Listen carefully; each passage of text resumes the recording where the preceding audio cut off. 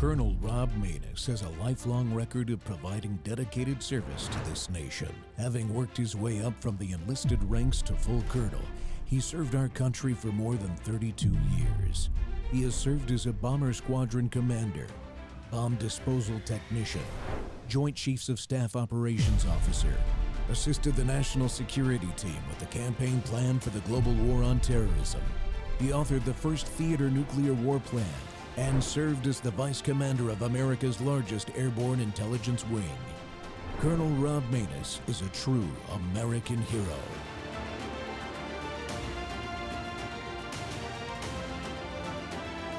This is Rob Maness Live.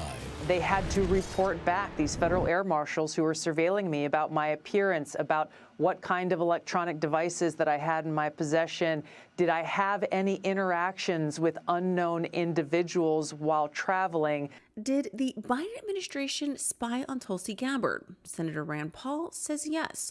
He's accusing the White House of using federal air marshals to secretly track Gabbard. Just last night, I received the first set of records from the department regarding Tulsi Gabbard's placement on the TSA Quiet Skies watch list. These documents confirm our suspicions. Federal air marshals surveilled the now Director of National Intelligence. This allegedly happened in 2024. Gabbard was a private citizen then. Paul claims these marshals reported on her appearance and even what she was doing with her electronics on domestic flights. Gabbard says she was targeted for speaking out. She believes the government weaponized law enforcement against her.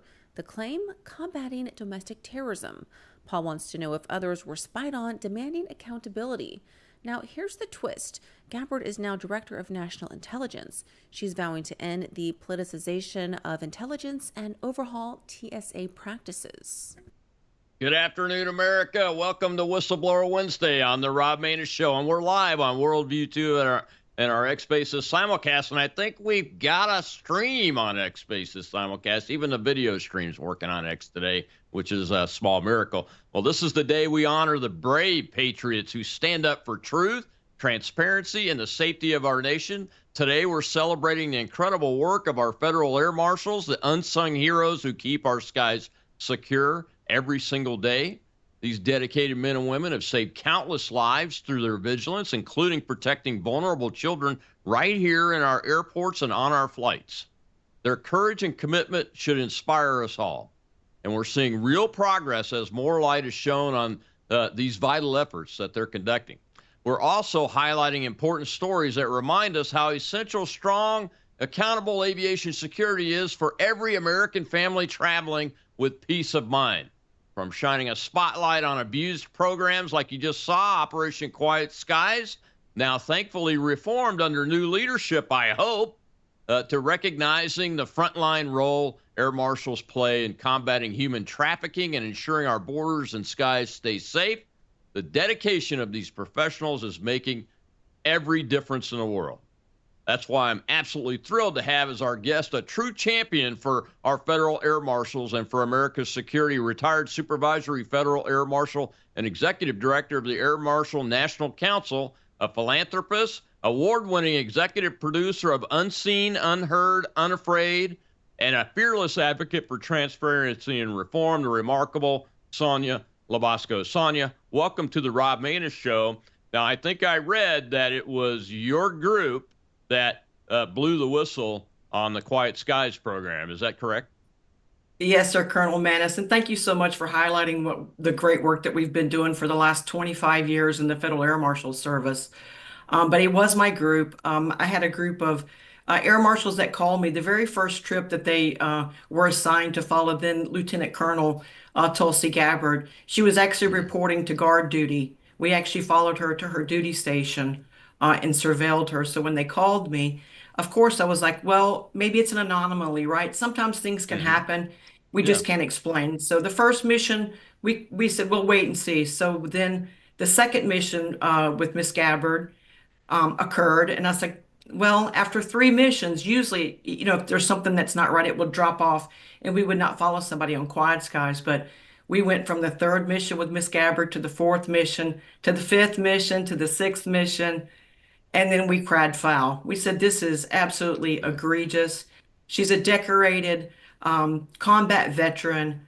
There's Hmm. no reason for her to be on the domestic terrorist quiet skies list other than she actually did an interview. I know it's ridiculous, right? With Yeah, Laura I Ingraham, know. and then mysteriously after that interview with Laura Ingraham, she ends up on the, domestic terrorist list for TSA. Yeah, yeah. I chose that clip even though it's old, but I get a chuckle out of it thinking that she wakes up as the director of national intelligence, which oversees that program now every single morning today, and I think there is some justice in the world. Well, if there was ever any karma, that would have been it in our world that Yeah, circulated back. I mean, to take yeah. a decorated military veteran and try to Hmm. run her through the meat grinder, not only her, but her family as well, by the way. Her Yeah. family was placed on that list. It just wasn't her. So it is great to see her doing really great work for our country, bringing the transparency Hmm. that we need to end these egregious programs. So we're very proud of the work she's doing. Now, now, if I'm correct on this, that program was established after 9/11 under the TSA to try to prevent another 9/11. Is that accurate, or is Well, that it just was the public? it's semi-accurate. When it got started in 2012, it was under Obama. So when Hmm. Quiet Sky started, we were actually doing true intel. These were special mission coverages where we received a secure brief, right? We were briefed by the Hmm. FBI in regards to someone that was actually on the terrorist watch list.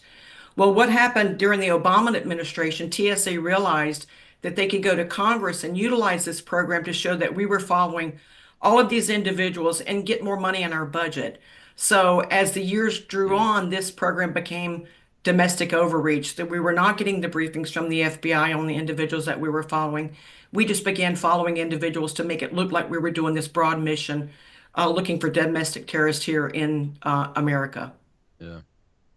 And am I correct in what I think I know is that this program was also, I mean, Miss Gabbard was just the most well-known person that the average citizen knows about, but was this program used to spy on just regular Americans that happened to be involved in something that the other parties' political powers didn't like Well, January 6th?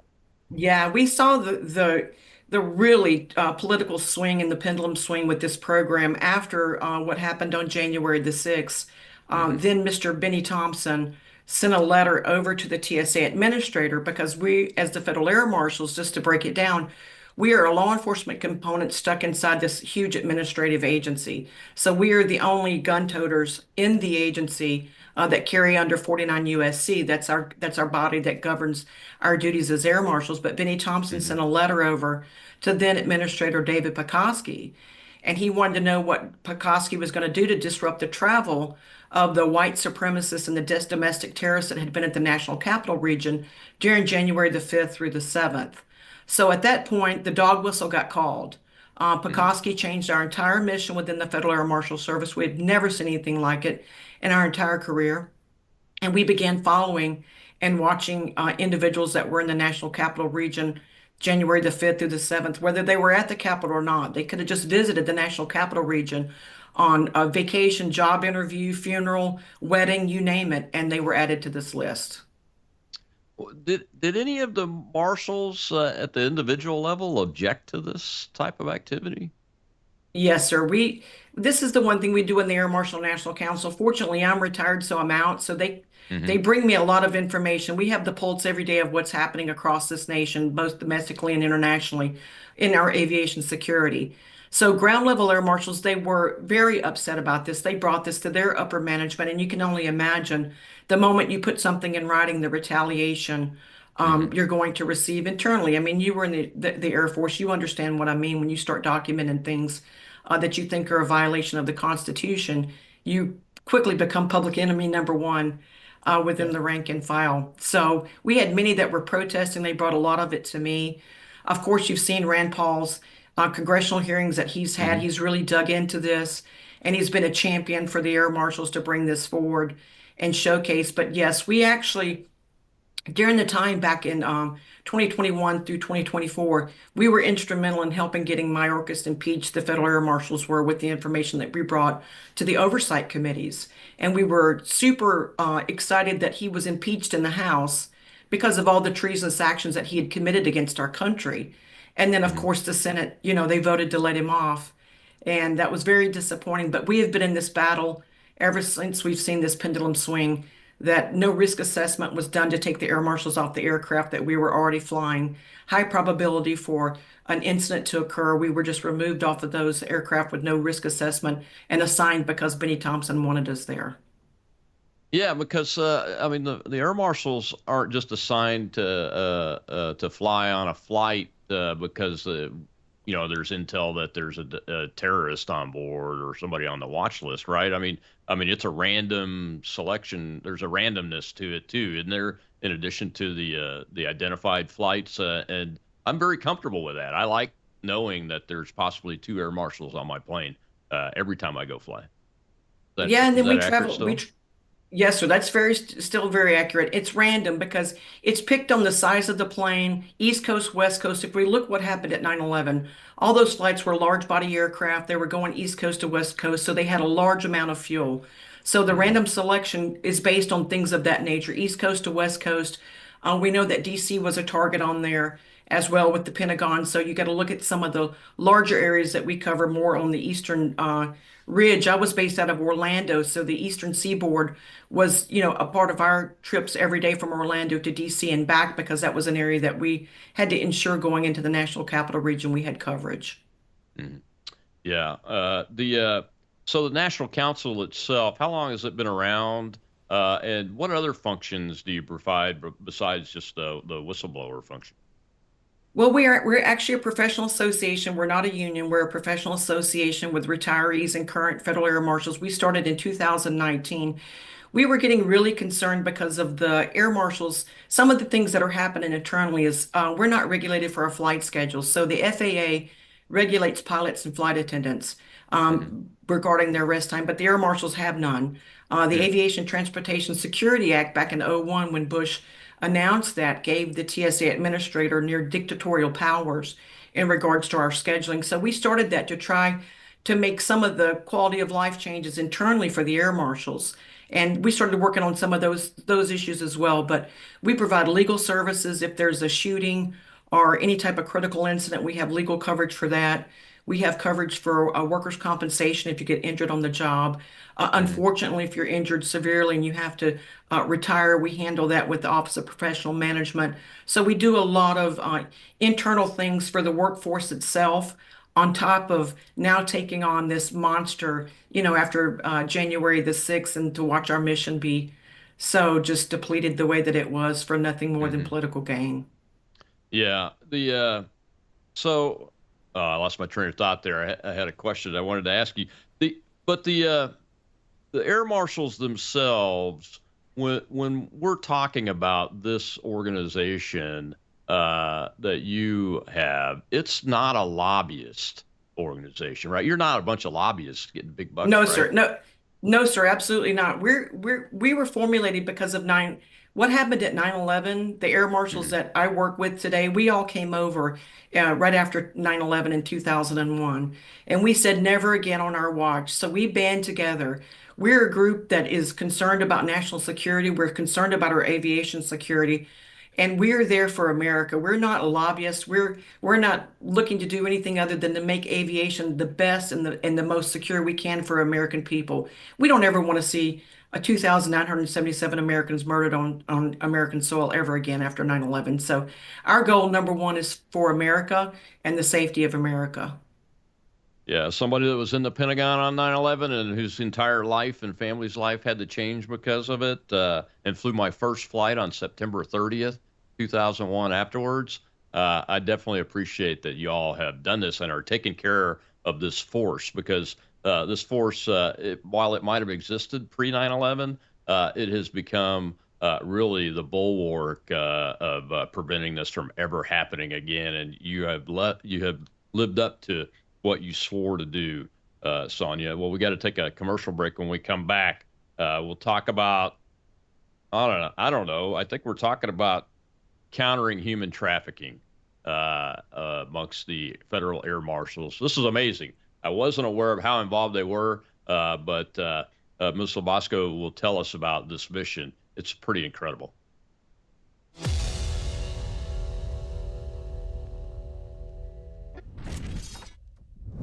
What if millions around the world could access Bible teaching and worldview training for free right now without hitting a paywall? That's exactly what happens every day at worldviewtube.com because of the Worldview Weekend Foundation. We don't lock our live stream behind PayPal. We don't restrict our content to members only. Instead, the Worldview Weekend Foundation helps cover the cost of delivering free educational and ministry programming to people across the nation and around the world. And it's not just programming. My Sunday night church service, where I taught verse by verse through Revelation for 18 months, and now I am teaching through the book of Daniel, is made possible through the support of our church, Worldview Weekend Foundation. If you believe this kind of truth-centered biblical teaching must continue, donate today. Go now to worldviewfoundation.com. You'll also find our mailing address and phone number there if you'd rather give by phone or mail. That's worldviewfoundation.com. Thank you.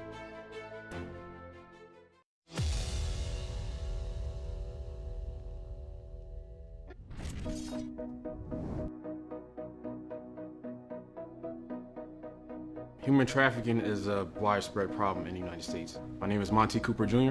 I am a federal air marshal assigned to the Center for Countering Human Trafficking. Human trafficking involves the force, fraud, and coercion of an individual to commit illegal acts such as sex trafficking, forced labor, things of that nature. At the Center for Countering Human Trafficking, it involves every component of Department of Homeland Security and the fight against trafficking. A lot of traffickers transport their victims via aviation. Aviation personnel will be on the front line to fight human trafficking.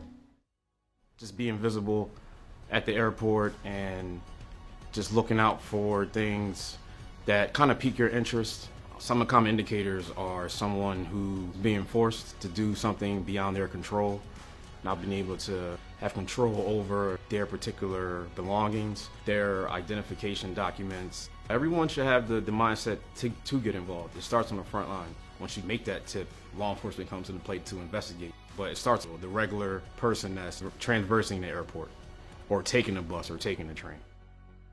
Your tips matter more than anything.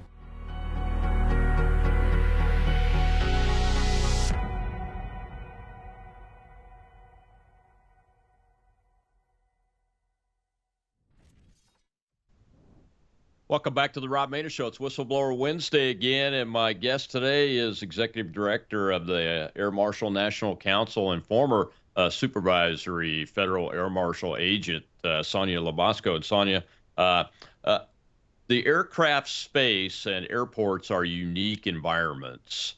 I would imagine that the training that's given to our federal air marshals to counter human trafficking, especially child sex trafficking, have to be really, really good because you're in especially on the aircraft, you're in a very confined space, and those normal markers that you might have heard some of that in the video there may or may not exist. What can citizens that are travelers do to spot this potential stuff like the air marshals are looking for? Well, Colonel, one thing they can do, when you're traveling, you're in an unusual place and you're not aware of your surroundings, especially moving through the airport. But you can look at people's behaviors. If you look at, let's say, for example, you have a small child, and that child, let's say 6 or 7 years old, they're not looking at the adult they're traveling with. There's no interaction that would be of a normal family type situation. Pay attention to what's going on there. A lot of the time, the victims of human trafficking, and I work very well with many. I'm a mentor for human trafficking in Central Florida, so I do a lot of work. I've done that for 6 years in this arena. Is to pay attention to the surroundings, and if something doesn't feel right, go to the ticket counter, go to the gate agent, have them make a phone call to every airport has a police department. Have them make a phone call for the police department to come over and check it out. I had rather be wrong and say something than not say something and realize later on there's a news article to where this child was trafficked. So you can just pay attention to your surroundings and take some action. I'm not telling you to get involved, but please be aware. This can happen when you're at the rental cars, anywhere that you're at and traveling. Just be aware when you're in the airport, especially was based out of Orlando, 60 million passengers. If you can only imagine, how many individuals are moving throughout that airport every day, and they're never paying attention that that could be an illicit, movement through the airport of someone trafficking women, children, and men as well. Yeah, I live in Gulfport, Mississippi, and our airport is just a couple of miles off of the I-10, east-west I-10. In New Orleans, it's just an hour to the west. In Florida, an hour to the east. So we're a major pathway for human trafficking between these types of locations on the ground. And I can see people. I can see that in my mind's eye that be dumping into the Gulfport International Airport very easily, or out of there by bringing kids in and young women in. The Air Marshal Service themselves, how much of the force is dedicated to that, or is this a broad mission for every Air Marshal, or are there specialists in this area? Well, we get regular training. We're part of the DHS Blue campaign as well. You'll see a lot of DHS Blue campaigns in most of the airports across the nation. So we do receive some specific training regarding working with the flight crews, and the flight crews are also, trained on human trafficking as well. They've done a very good job to get their personnel, what we call the stakeholders, trained in this as well, because at the end of the day, we have 40 million people that are trafficked. It's a $236 billion business, and the commodity is a human being. So it's going to take everyone paying attention to try to help combat human trafficking. But we do have special, they're called task force officers. They're assigned to HSI. They're actually a dual role. They're a federal air marshal, but they're also working with Homeland Security investigations under task force for, child exploitation. And our task force officers across the nation have done a brilliant job working to combat, and not only prosecuting those that were involved, but also recovering children. We just had one of the largest successful Bring Children Home mission back in October of 2025 in Central Florida. We were able to work with the U.S. Marshals Service and bring 122 missing children back to a safe location. So we're very proud of the work that we're doing in regards to human trafficking. I'm glad you brought up the U.S. Marshals, because I'm more familiar with their task force that they use to combat child trafficking and human trafficking. What is the linkage between the Federal Air Marshal Service and the U.S. Marshal Service? Is there anything formal, or is it more a informal coordination?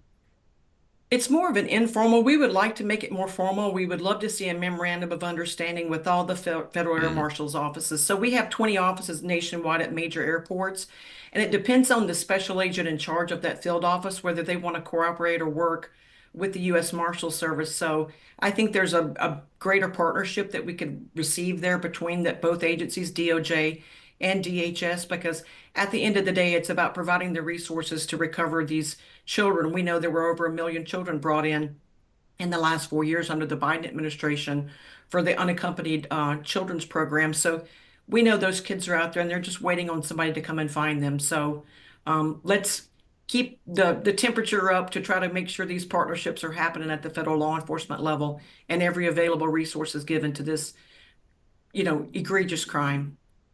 Yeah. I mean, I think there's still over 300,000 that are unlocated. Of the, I think there were about 760-ish thousand kids that were designated as neither not located or missing of that million or so. And you guys and the U.S. Marshals and ICE and the Border Patrol and all law enforcement really have done a fabulous job once it got focused on tracking these kids down and figuring out where they're at and recovering them. I think it's phenomenal. It's just scary being a dad and a granddad. I'm sure you feel the same way. You're thinking about your kids and grandkids, and all these children are missing, and most of them are being exploited in one way or another. And it is really sad, Colonel, because a lot of them don't speak English. They're from other countries. They're from Ecuador, they're different, Venezuela, different countries. They're here, and their parents sent them here, maybe not knowing what was going to happen, but they're here now, and we have to do the best. Children, no matter where they're from, they're our children, okay? Children are innocent, and they have nothing to do with any political pendulum that's swinging in our country right now over deportations or things that are happening. We should never allow our children to go in a situation when they're being trafficked in the way that they are now. So we keep praying every day that we're going to bring all those kids into a safe location and help them get out of the destitute and the situations they're in, because working with survivors, I have to tell you, the stories are pretty mortifying. Yeah, and I imagine the agents themselves are traumatized sometimes. Is there a program to help them deal with what they have to see and interact with in this particular program? Yes, sir. Colonel Menace, we contract with Under the Shield based out of Arizona. Under the Shield is for military, first responders, firefighters, law enforcement, and they provide counseling service or coaching sessions. It's long term. You know, usually in the government, you'll get 3 sessions that are provided by the EAP. It's a contract service. So the Air Marshal National Council has contracted internally. So any federal law enforcement officer, you don't have to be a member of our association. We will provide those resources for you to reach out to Under the Shield so you can talk about the things that you've witnessed. You know, when you're going into some of these locations and you're finding children in cages, that are tied up in the things that have happened to them. Of course, you know, any human being that's functioning is not going to be able to just go on with life after you see these things that have happened like that. So, yes, we provide that resource as well. Yeah, and do the air marshals as a group have challenges like veterans do with suicide and post-traumatic stress, those kinds of issues? Yes, sir. Unfortunately, with the air marshals, we've buried 24 to Mm. suicide. We've been around for 25 years, and about one a year we're losing, and we're doing the best that we can to try to provide those resources. But it is a struggle. A lot of the veterans that do come back and they go to work with the Federal Air Marshal Service, some of them, you know, they've deployed in combat regions, Afghanistan and Iraq, and they've just seen the most horrendous things. So we're glad to be that bridge for individuals when they need it, and we stay long term. A lot of our air marshals, we've been with Under the Shield since 2019, and this is what I love about this organization is they can stay with them. They have a stress coach. We also have professional doctors if needed on staff, and they can stay Mhm. with them from the day that they call all the way through their career. So there's no ending time for you to receive counseling, and also for not only the officer but for their family as well. You know, anything that impacts you on the job. When you walk through the door at night, it's going to impact your family. So we counsel the entire family unit because we believe in keeping the family unit together. Oh, absolutely. Well, it's a family affair. I mean, it's when I first went through my treatment, my wife was invited to come with me, the very first doctor that we ever saw, because it's important for the veteran, the individual, to hear from their loved one, especially their wife, who's in my case, my wife or your spouse, because they're the closest person to you, and they see things that you can no longer see. They hear things that you can no longer hear, that you're probably missing, at least at the beginning of the treatment. So that's fantastic. Well, this is a pretty scarce resource, right? How large is the Federal Air Marshal Service? Well, when we started after 2001, after 9/11, prior to 9/11, there were only 33 air marshals, and we only deployed on international missions. So after 9/11, it taught us a lot of things. You know, the hijackers took all domestic bound missions, so it changed our mission then. And the agents at the TSA, we sprung up to about 4,000, and that's open source. I know the number's Hmm. classified, but Yeah. this is open source information I'm discussing. We sprung up to around 4,000. And I have to tell you, in today's world, we need to go back somewhere in a higher number because we're nowhere near that number today. Yeah, we're going to talk about that in the next segment because I saw this story about how some agents are flying for ICE, and that some of them may be even flying unarmed on some of these missions. And we have to protect this resource. I mean, the arming of any agent is in many ways a self-protection tactic too, in addition to uh, an ability to take down a criminal, especially a violent one that may be hurting the public or hurting somebody else, or trying to hurt your partner, those kind of things. It's a self-protection device, arming agents. And the craziest thing that I've heard is seeing air marshals on aircraft with full of bad guys, unarmed. It's nuts. And wait till you see this video clip coming in. We'll be right back with Sonia Labasco.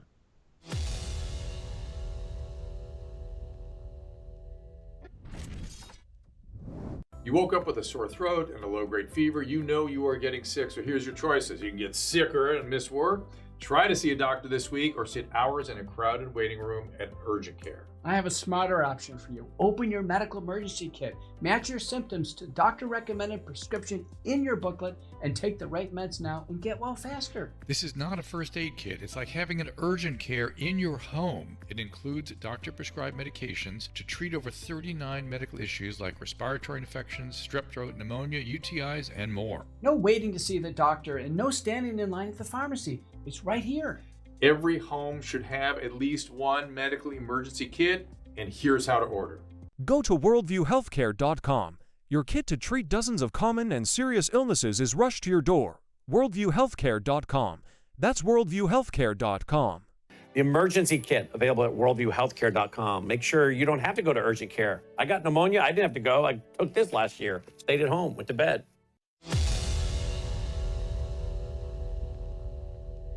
Kate, you know, air marshals are federal law enforcement officers highly trained to stop another 9/11 style attack on board a commercial passenger plane. But now the Trump administration has reassigned about 200 of them so far to do security, as you mentioned, on these ICE deportation flights. Now, air marshals are mostly unarmed on these ICE flights. And according to internal documents and communications, their duties include serving snacks to detainees, bathroom escorts, pat downs, and one group that advocates for air marshals says they're also doing lice checks and trash removal. Now, the administration has tapped federal employees from across the government to help pull off this aggressive immigration crackdown. All while the data shows that the number of ICE flights have shot up some 34% since Trump took office. Now, the TSA, the agency that oversees the air marshal program, tells CNN, quote, air marshals are proud to assist their ICE colleagues by providing in-flight security functions on these flights. But one group that represents air marshals says the move is putting commercial aviation at risk. The Air Marshal National Council sent a cease and desist letter to DHS and filed a complaint with the agency's inspector general to stop the use of air marshals on these ICE flights. And adding to the controversy, Kate, the group argues that air marshals are essentially supplementing the security workforce of a private contractor that's already being paid by the federal government to provide security on board. We did ask about air marshals' duties as far as taking out the trash, these lice checks, and handing out sandwiches on these deportation flights. TSA did not respond to those questions, Kate.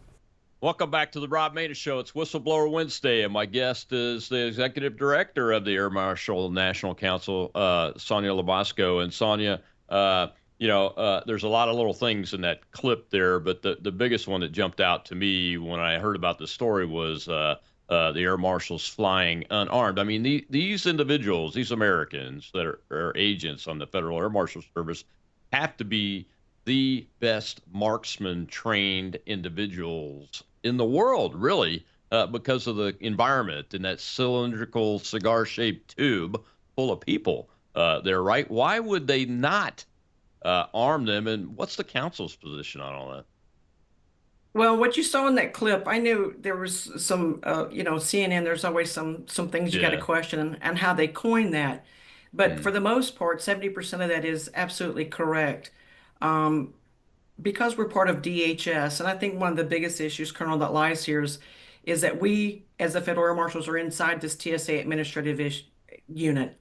TSA does not really want the Federal Air Marshals armed in the first place. They tried to take our weapons when we were deployed under Biden down at the southern border. So we fought this battle with TSA more than once. They tried to take our weapons when they deployed us to the southern border, wanted the Border Patrol to say we could not have weapons on any of the compounds we were working. And we beat that issue. But here we are. Let's fast forward now. TSA is doing the same thing. I do not believe that President Trump knows that the Federal Air Marshals have been disarmed. I do not believe that he knows that. But what TSA has done, they've nestled us in because we're part of DHS. And they said we're doing dual roles. We're going to be EROs, that's enforcement and removal officers under the ICE statute. Now, ICE cannot carry firearms on an airplane because they're not authorized to do that. but you're using federal air marshals in that same vein. And the problem that the air marshals have, it's not that we don't want to help with deportations or help, you know, make sure our aviation is safe, but you're taking a resource that's already depleted. Our resources have not been built up in the last 5 years. We need to start building those resources. So when you're taking 200 air marshals and you're taking their weapons away from them and you're putting them on these aircraft where, as you said, these are some of the worst of the worst, you're not really doing the right thing by, number one, our aviation security. We can't destabilize our aviation security for deportations when you're paying a contract company to do these duties. And everything that was said in that report is true. The air marshals were doing lice checks on the tarmac. They're handing out sandwiches and cookies. You know, they have leg shackles when they go on the aircraft. They're taking those leg shackles off. These individuals are unrestrained during some of these long flights, and it's quite dangerous situation. And we really should not be put in the position that we have to come out and make this known on a national scale. But the only way to change it is for someone to recognize this is wrong and it should be stopped. Yeah, who has who's the operational control over TSA and the air marshals through the TSA? Who are the individuals that have that right now? Do you know who they are? Well, yeah. Ty McNeil, she's a female. She is an acting administrator. David Pekoski was removed on the day of President Trump's inauguration.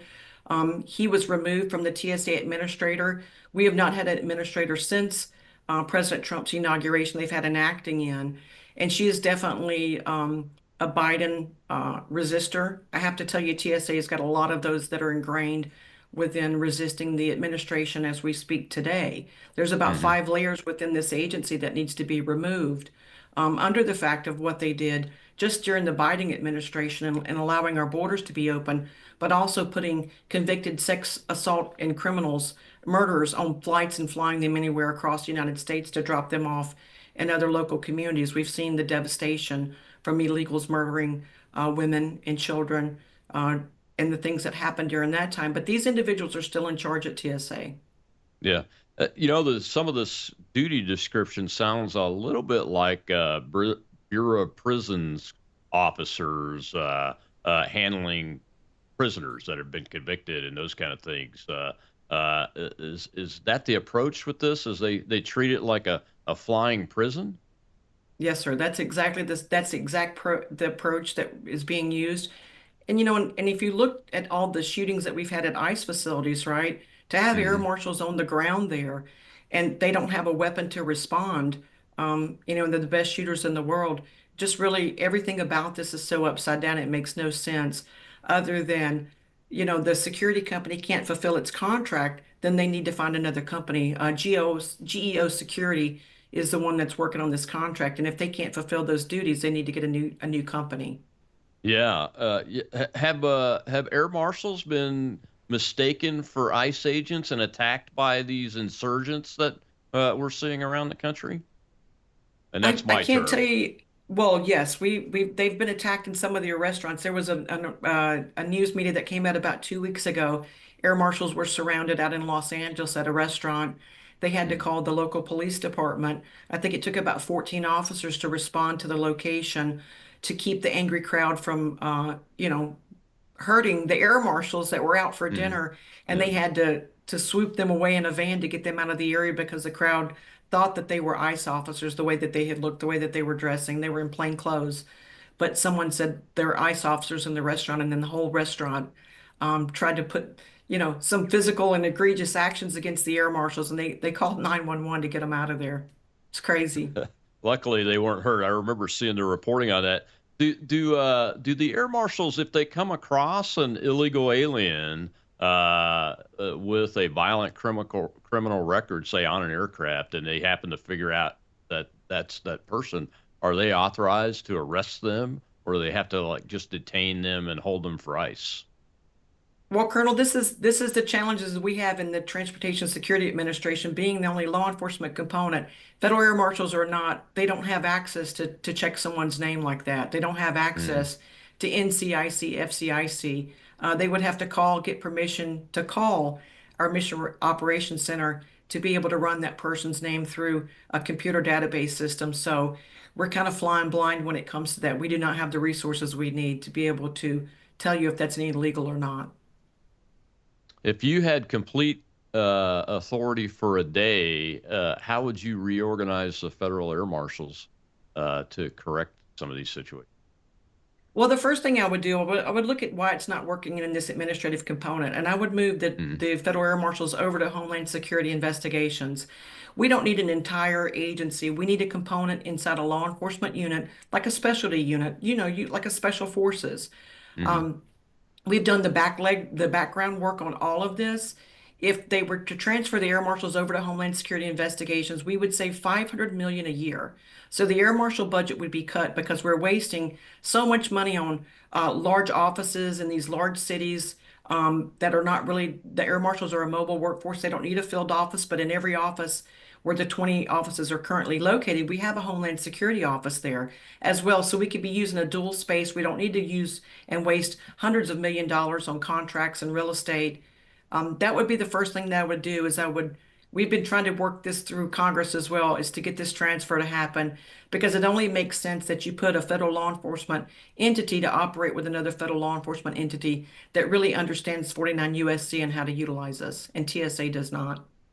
Yeah, unfortunate. That's very unfortunate. We've got a question in the live audience. We'll go ahead and take that before this last break. And I think we have one more after that. We'll get there in the last break. Go ahead, Shell. We have Cookie, sir. Good afternoon. Thank you both for what you do. Just a couple questions. You were talking about the child trafficking and whatnot. How far so if the agents find somebody or suspect, how far do they investigate in, or is it turned over to the FBI to follow up with?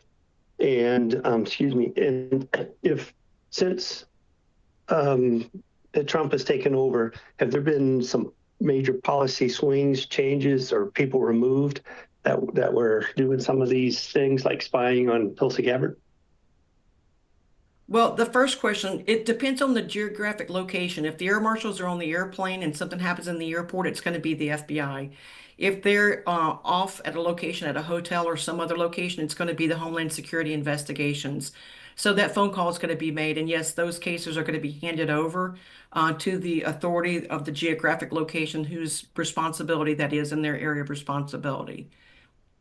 On the second question, in regards to the Trump administration, David Pekoski was not welcome to come back to the TSA, which was a great day for us because we knew that he was not the proper person, to do this job. But other than that, we have not seen a lot within the Federal Air Marshal Service.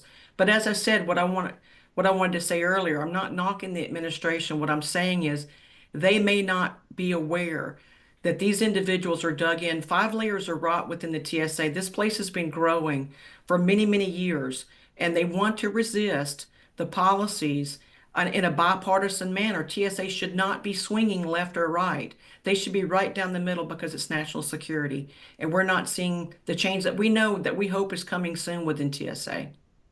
Yeah, I wanted to ask you, because I go through airports a lot, and I see some inconsistencies sometimes. One is I think the liquids thing, which I think Secretary Noem eliminated the liquids issue. I believe she did anyway, and having to take your shoes off. But I still see PSA people at the security areas doing the same kind of checks, enforcing that issue, even though the policy has been changed. Do the agents get in touch with you guys to just to keep track of these kind of things, so it's documented, and then when you're able to advocate in front of Congress and those kind of places, you can bring it up on behalf of the American people? We do, and it varies, right? You're going, as I said, you're going to have resistors. I mean, Secretary Noem can put out the best policies, that we can have across the United States.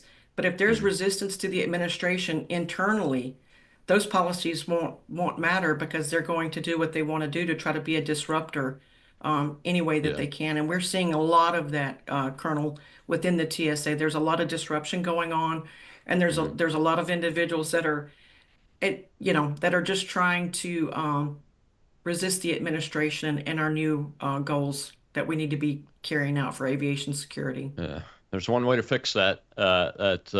Make them not government employees and go back to contract employees, and then hold them accountable to the contract, write it in the contract. That's the best way to fix it, in my opinion. But we got to take our last break, Sonia. When we come back, we'll see a little video talking about the training that the federal air marshals get. And I want to talk about why young people should actually look at this as a place to do your public service or to serve your country, if that's what you want to do for a few years.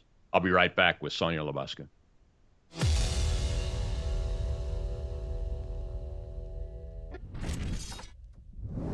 News is moving faster than ever, and so are we. Worldview Tube brings you 24/7 live stream coverage and now real-time alerts when it matters most. Once you have the Worldview Tube app installed, exit the app and navigate your way to Settings. In Settings, locate the tab labeled Notifications. Select the Notifications tab. Scroll down until you locate the Worldview Tube app icon. Select the tab, and here you can turn on and customize your notification experience for the Worldview Tube app.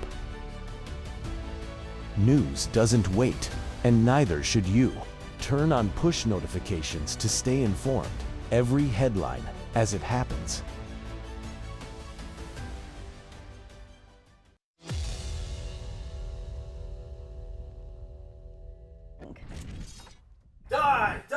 A simulation of a worst-case scenario. This a hijacking. A mid-flight hijacking.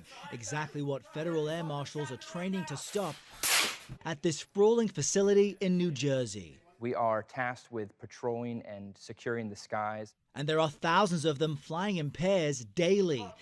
As they're always undercover, we cannot show you their faces, but chances are they've likely sat next to you on a flight, laying low. We are ready for anything. We're 100% trained and know exactly how to deal with certain situations. It's another drink for me. These days, that means unruly passengers. In December, 2 air marshals broke their cover on this flight from D.C. to Los Angeles. You don't got it! When a passenger became combative. What circumstances will an agent intervene, and what things will they allow the flight crew to handle? If a situation gets to a point where it's an arrestable offense, an assault, or something to a much higher gravity, then we'll absolutely intervene. Future air marshals have to be precise in changing conditions. 2 rounds, 2 seconds. Training here in low-light scenarios with moving targets and even a replica of a first-class cabin layout. You may have upwards of 300 passengers on some of these aircraft. So the last thing that we want to have happen is one of our air marshals accidentally shoot innocent persons.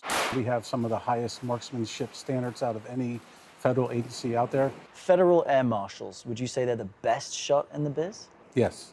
Their proof?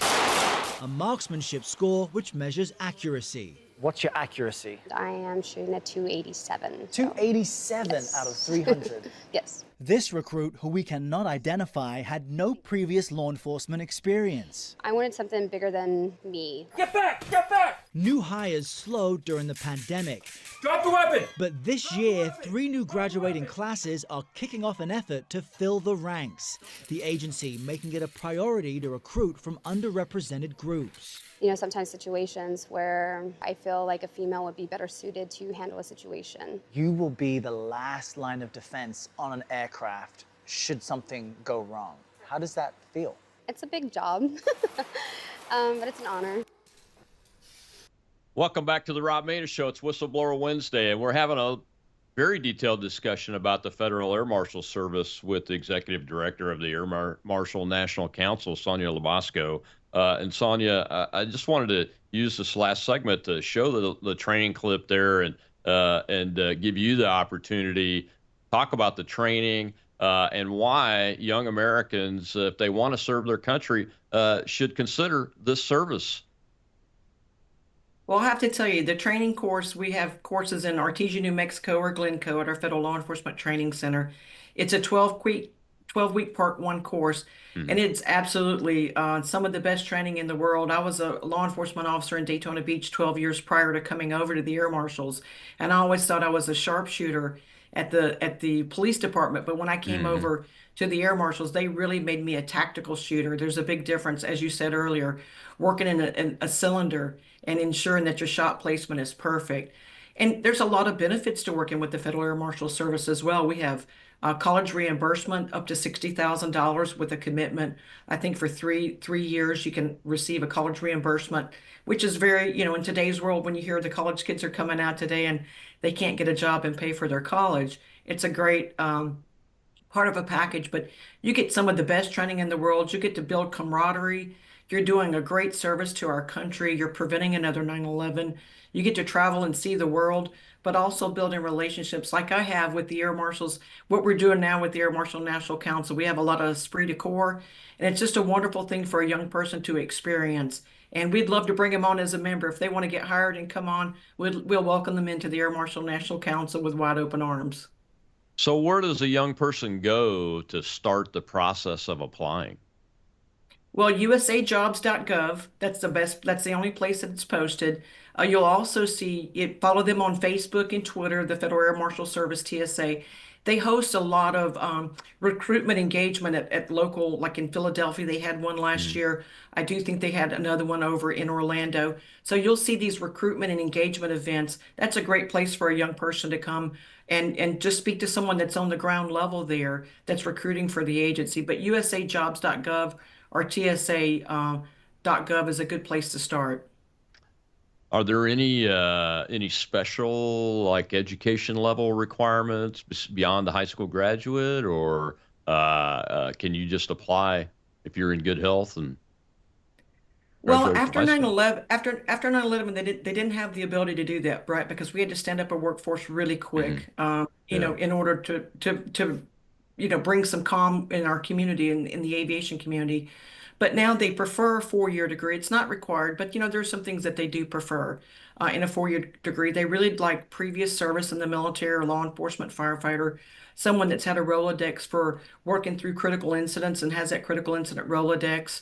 Firearms is great if you've got some of those skills because you'll need them. I have to tell you, the firearms course, we did about 10,000 rounds down range. It was really great training. But it's a wonderful career and it's a good place for a young person to get started and also to have, just a tempo of the mission of the nation that we need to carry on. Our air marshals are getting older, as you can tell, Colonel, as you go through decades of your career, you age out, and that's what's happening. You have to be 37 to join. You have to be prior to 37 to join for the Federal Air Marshals because 20 years and 57 you're out. So a lot of our guys have approached that age gap, and they've retired or they're retiring very soon. Yeah, you reminded me of the question I lost my train of thought on earlier, and that was you mentioned that the FAA and the military for our aviators too. We have crew rest requirements where it's very carefully monitored. We have a strict scheduling process and a very strict qualification process every month because the flight environment is so unique and dangerous. It's inherently dangerous. It's not like you're getting in a cruiser and driving on a piece of pavement in a two-dimensional world. You're getting on an aircraft. You've got to be the best of the best at marksmanship. You got to be, I'm sure, pretty good at hand-to-hand combat, no matter what your size is, and how to restrain people without breaking the place up too much because you're inside such a small space. Has there been any adequate personnel policies for enforcing a crew rest type regimen for the Federal Air Marshals? Because the environment itself is physically and mentally taxing just riding it. Colonel, there has not. We're still fighting that to this day. As I said, the Aviation Transportation Security Act gives TSA near dictatorial powers regarding our schedule. That needs to be evaluated. We're 25 years into this, right? That needs to Yeah. go back, and we should fall under some aviation requirements for FAA, but we do not. So our men and women can fly up to 24 hours in a day. They can go to a different country, maybe go from one country to another country with no rest. We've been at the airport. I've been at the airport on internationals. We're required to come hours early to the airport. We'll be at the airport early, and then our flight's canceled because the crew didn't get their proper rest. So we'll be sitting waiting another 3 hours for another crew to come in. So we may be 6 to 9 hours into our day before we ever start our mission because the crew had to rest. Yeah, we need to fix that, folks. If you're listening to this and you're an advocate with Congress and the TSA or any of the administration, folks and you have contacts, you need to bring that up. We got one more question in the live audience. We'll take that before we get to the end of the show. Go ahead, Shell. Yes, Ms. Labasco, I was just wondering, you mentioned Orlando. I'm very close to there. What are some of the signs that we should be looking for as citizens going through these terminals for human trafficking or a child in distress? Well, I can tell you the Orlando Airport has been an amazing partner. The Greater Orlando Aviation Authority, if you go through the Orlando Airport, you're going to see mostly in the restroom areas, there's going to be signage. There's phones placed throughout the airport that you as a passenger can walk over and report something if you need to. But the signs they're pretty, if you think about every day, what does an interaction look like between two people that are traveling? Are they talking? Are they sharing ticket information? Are they getting something to eat together? Does one person look very well established, like they're clean? Does the other person look like they're maybe, got some issues, they're not dressed as well? Do they look confused? Is that individual allowing the other person to speak to the ticket counter, or do they have to stand over to the side? Watch the body language. The body language tells you anything. Most everything we do is 90%. It's through our communications with our eyes, our looks, our expressions. If there's someone that you see that's not communicating at all, verbally or non-verbally, there's a problem. Yeah, especially in a small child, right? I mean, most children are not self-absorbed, I guess. Well, you're gonna see them throwing a fit in the airport, right? They're upset. They Yeah. wanted to drink. They wanted that stuffed animal. There's Yeah. going to be some type of normal behavior there. But when you see the abnormal, that's when you really need to pay attention. It's not the normal you're looking for. It's who does not fit in the crowd, and what's the difference in their mannerisms based on everybody else that's in the crowd. Yeah. Before we get to the end here, what are you guys' top 3 priorities in the council looking out to the future as you're working to help the administration resolve some of these issues? Well, we need to leave TSA. We have got to get transferred out of the Transportation Security Administration. That is our number one goal. We know that that's going to help us set a platform up for federal law enforcement in the air marshals that's going to be successful. We can do a lot of dual roles over at HSI as well because they're number one in combating child trafficking. So we've got some cross duties that we could be doing as well. We fly all over the world. We see everything. There's no reason not to use us in a capacity that we could be utilized while we're on the plane, looking for bad guys as well. We can be looking for all bad guys, just not one bad guy. That's the number one goal. The number 2 goal is to save the American people some money. $500 million a year.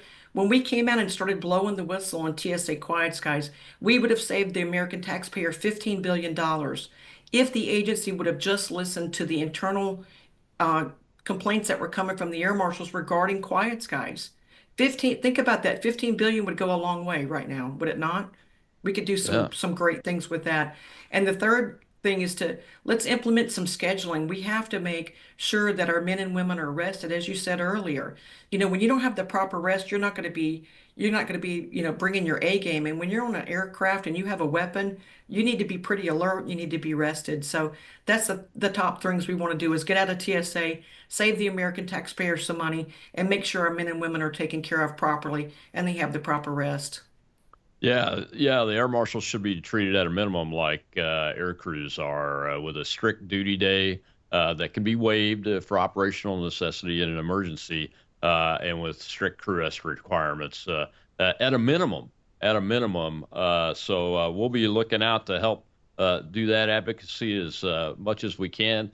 Any conversations I get in with anybody at TSA and DHS, I'll certainly bring it up. I appreciate what you guys do there, Sonia. And tell folks how they can get in touch with the council, get in touch with you, follow you where you're at on social medias and all that stuff before I let you go. Absolutely. You can hit us up on our website. It's airmarshalnc.com. That's airmarshalnc.com. You can also follow us on Twitter at airmarshals_FAMS. You can hit me, Sonia Labasco. It's Labasco Sonia on X. We've got an inbox too. Send us an email, reach out to us.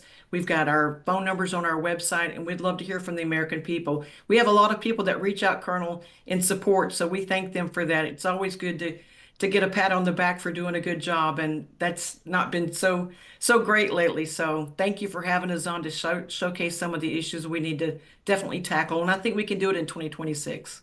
Oh, yeah. Well, I'm very proud to know you guys. Thank you so much for spending so much time with my audience. I've not had anybody on from the Air Marshal Service before. You are perfect, and I look forward to having you back whenever we need to get you on to get some of your messaging out. Well, thank you, sir, and God bless America. We appreciate you having us. Yeah. God bless you guys. Keep up the great work. All right, tomorrow's Truth Thursday. It happens to be the day before early voting ends in Texas, and there's a big movement to ban Sharia law in Texas. We're going to talk about that. I'll see you then.